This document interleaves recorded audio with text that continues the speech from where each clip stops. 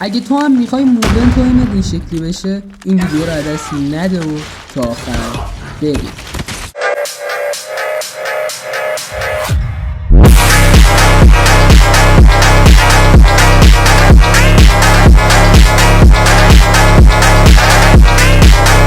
های گایز بچه چطورین؟ من آرسیکس هستم و اومدم با یه ویدیو خفن دیگه. بچه توی این ویدیو قرار بهتون یاد بدم که چطوری چیت قانونی بزنید. شاید الان صورتتون این شکلی شده باشه ولی نترسین، منظورم چیت هک و اینا نیست، منظورم اینه که بازیتون رو جوری کنم که همه بهتون بگن چیته. فقط قبل از اینکه بریم سراغ ویدیو یه ساب واسم بزن، اگه هم با ویدیو عشق کردی یه کامنت و یه لایک هم واسم بزن.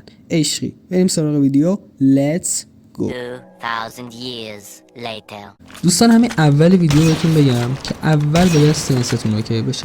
زمانی که شما سنستون اوکی بشه هر چقدر سفر شب درست میکنید ایمتون روی صورت طرف میخوابه و مهمترین چیز اینه بعد موومنت. اینو بدونید. پس هیچ جا اول موومنت و ملاک ندونین بعد ایمو. مهمترین موومنتی که جون شما رو تمام فایت ها نجات میده موومنت زیگزاگه. موومنتی که اگه اسنایپر بخواد شما رو از دور بزنه براش غیر ممکن میشه زدن شما و اگه توی دوئل از این موومنت استفاده بکنید به زور طرف میتونه شما رو بزنه. حالا این موومنت به چه صورته؟ به این صورتی که شما سفر رو چپ و راست میکنید و میدوید. بیاین اسلاید بعدی تا دقیق‌تر بهتون یاد بدم. به این صورتی که شما میاین یه بار سفر رو به سمت راست و یه بار سفر رو به سمت چپ میبرین و این کار رو به صورت راه رفتن انجام بدین. میتونید به این صورت انجام بدین که روی جاتون ثابت بمونین و زیگزاگ برین و میتونید به سمت جلو حرکت کنین و زیگزاگ برین. دو تا صورت داره. موومنت بعدی که قراره یاد بگیرین 50% موومنت دلفینیه.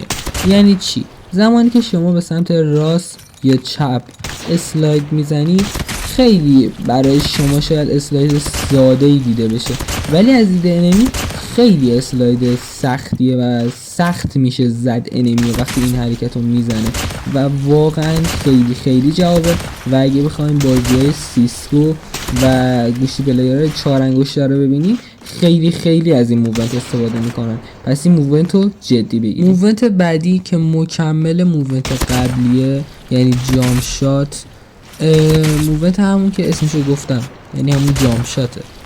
یعنی چی؟ زمانی که شما میپرین و تیر میزنین اگه انمی روی سر شما هدف گرفته باشه زمانی که شما جامپ میزنین به بدن شما میخوره پس قاعدتا دمیج کمتری میبینین و حواس انمی هم پرت میکنه. خب رسیدیم به موومنت دلفینی. موومنتی که دوتا ترکیب قبلی برگرفته از این موومنت بودن. یعنی به صورت چپ و راست میکنی و جامپ میزنی و تیر میزنی. به این حرکت میگم موومنت دلفینی که خیلی خیلی به شدت توی اسنایپرها استفاده میشه و اینم بهتون بگم شما باید بدونین کجا چه موومنتی رو بزنید. پس همه رو باید بلد باشید. 1000 years later. موومنت بعدی همون موومنت دلفینیه ولی به صورت پیشرفته تر. یعنی چی؟ یعنی به جای اینکه شما جامپ عادی به سمت چپ و راست بزنید اسلات کنسل به سمت چپ و راست میزنید و بعدش جامپ میزنید. این حرکت رو وقتی میزنید یکم اسلایدتون به دید انمی بیشتر میشه و سخت‌تر میشه زدن شما. این حرکت رو حتما جلوی اسنایپرها بزنید. موومنت بعدی که موومنت بسیار سختیه که اگه دقت بکنید خود منم تو زدنش مشکل دارم. موومنتی که من خودم هنوز اسمی واسش نذاشتم ولی خیلی کاربردیه.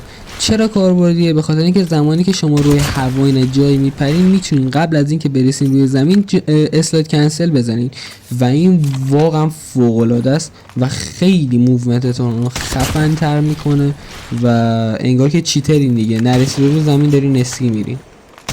موومنت بعدی که باید شما اونو یادش بگیرین موومنت بک. حالا چرا بک؟ شما زمانی که دارین میرین و بک تیر میخورین باید سنستون اونقدر مسلط باشین بهش که خیلی راحت بتونین برگردین و انمی رو بزنین. حتما این تمرین رو روزی بهتون بگم نیم ساعت یه ساعت انجام بدین چون خیلی روی اینتون تاثیر داره. بعد از اینقدر توضیح دادن موومنت ها میرسیم به چیزی که باعث میشه این موومنت ها رو راحت تر بزنیم، یعنی کویک سویچ. زمانی که این آفه، شما زمانی که سویچ میکنی خیلی طول میکشه تا بتونی سویچ تو انجام بدی و بعدش بتونی تیر بزنی، ولی زمانی که شما میری توی تنظیمات و این گزینه رو روشن میکنی سویچت فوق العاده خفن‌تر میشه و میتونی موومنت های فوق العاده خفن‌تری بزنی.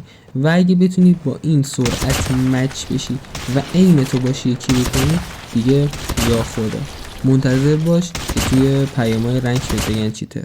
و اگه بعضی براشون سواله که من چطوری اینقدر سریع پلی میدم، چطوری اینقدر اسلوت کنسل های مختلف و موومنت های مختلف میتونم بزنم و برای سخته که این حرکت ها رو بزنه، شاید یه جای بیسیکش ایراد داره.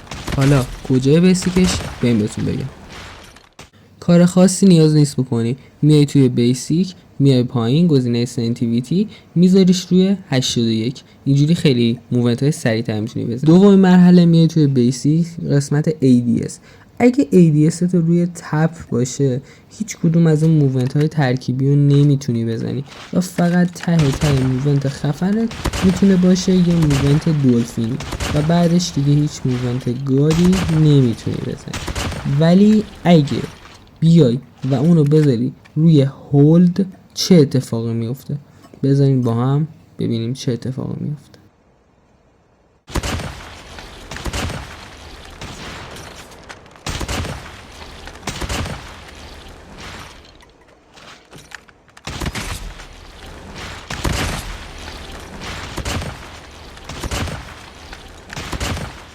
همونطور که دیدین با یه گزینه کل بازیتون تغییر میکنه و حتما دیدن چنین ویدیوهایی که تنظیمات رو توضیح میده خیلی خیلی مهمه.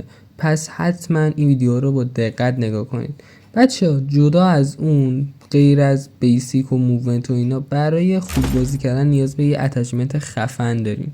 حالا من اتچمنت خودم واسهتون به اشتراک میذارم، اتچمنت رو وردارین استفاده بکنین و اون پرکی هم که معلوم نی FMJ اون بغله و این از اتچمنت زیلاتم اسکرین شات بگیرین و اینم کلت زیبا. خدا میدونه من با این کلت کی چقدر انمی کشتم. اینم اتچمنت کلتش و اینکه اینم پرکش. اگه معلوم نبودش چنل تلگرام میذارم و لینک چنل تلگرام بیو همین ویدیوه. خب دوستان، نوبتی هم باشه نوبت خدافظیه. ولی خب قبل از اینکه بخوام خدافظی کنم چند تا حرف باهاتون دارم.